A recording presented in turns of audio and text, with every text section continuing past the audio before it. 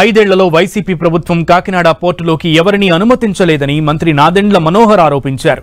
పోర్టులో ఏం జరుగుతుందో ఎవరికీ తెలియని పరిస్థితి నెలకొందన్నారు మంత్రి నాదెండ్ల. రేషన్ బియ్యం డోర్ డెలివరీ పేరుతో వైసీపీ ప్రభుత్వం బియ్యం మాఫియా చేసిందని విమర్శించారు. ఈ మాఫియా వెనుక ఎవరున్నారో నిగ్గు తేలుస్తామని నాదెండ్ల స్పష్టం చేశారు. ఈ విధంగా జరుగుతుంటే గంజాయి స్మగ్లింగ్, ఉగ్రవాదుల చొరబాటు ఉండదని మీరు చెప్పగలరా అని నాదెండ్ల ప్రశ్నించారు. మొబైల్ డెలివరీ యూనిట్లు వ్యాన్లని వీళ్ళు రాష్ట్ర వ్యాప్తంగా ఒక నెట్వర్క్ ఏర్పాటు చేశారు. 29,000 ఫేర్ ప్రైస్ షాపులు ప్రతి నెల 1వ తారీఖు నుంచి 15వ తారీఖు వరకు ఉదయం నుంచి సాయంత్రం వరకు తెరిచి ఉండి వినియోగదారులు ఎప్పుడు వచ్చినా వాళ్ళకి సరుకు అందించే విధంగా ఎన్నో సంవత్సరాలు జరుగుతున్న ఒక మంచి ప్రక్రియని వీళ్ళు పక్కదారి తీసుకెళ్ళి వాళ్ళ స్వలాభం కోసం ఈ వ్యాన్లు తీసుకొచ్చి ఈ వ్యాన్ల ద్వారా రాష్ట్ర వ్యాప్తంగా నెట్వర్క్ ఏర్పాటు చేసుకుని బియ్యం సేకరించడం మొదలుపెట్టారు.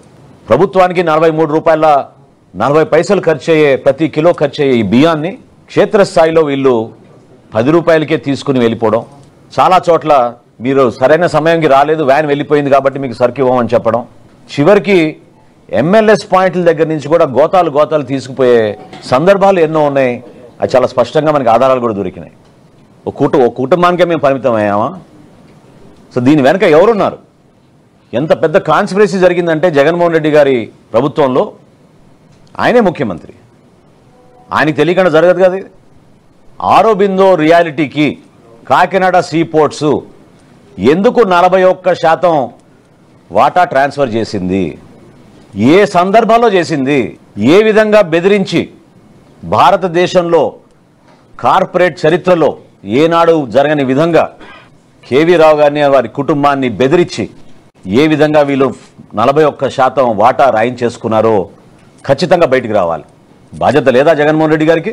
కేవలం మీరు మీ కుటుంబ సభ్యులే ఇందులో బాగుపడే విధంగా ఒక ప్రణాళిక సిద్ధం చేసుకుని చివరికి దేశ భద్రతను కూడా మీరు పక్కన పెట్టారు. పవన్ కళ్యాణ్ గారు అన్న మాటల్లో ఏం తప్పు ఉంది చెప్పండి? గంజాయి స్మగ్లింగ్ అక్కడి నుంచి జరగదని రూల్ ఏమైనా ఉందా? ఇతర దేశాల నుంచి మీరు వెపన్స్ తీసుకురారని రూల్ ఏమైనా ఉందా? ఎందుకు ప్రశ్నిస్తున్నాం అంటే 2,200 ఎకరాల కాకినాడ సీ పోర్ట్లో కేవలం 20 మంది పోలీసులు పెడతారా మీరు? ఓన్లీ 20 అంటే షిఫ్ట్కి 6. ఇదే మీరు చేపట్టిన భద్రత ఈ 5 సంవత్సరాల్లో? దీన్ని ప్రశ్నించాం. ఏమైపోతుంది రేపటి రోజున అక్కడ పొరపాటు జరిగితే? ఎందుకు ఈ ఉదాసీనత? ఇంత భారీ స్థాయిలో టర్నోవర్ జరుగుతున్నప్పుడు ఇతర దేశాల నుంచి ప్రతిరోజు ఏ సందర్భంలోనైనా సరే కనీసం 10 నుంచి 12 వెసల్స్ ఉంటాయి అక్కడ.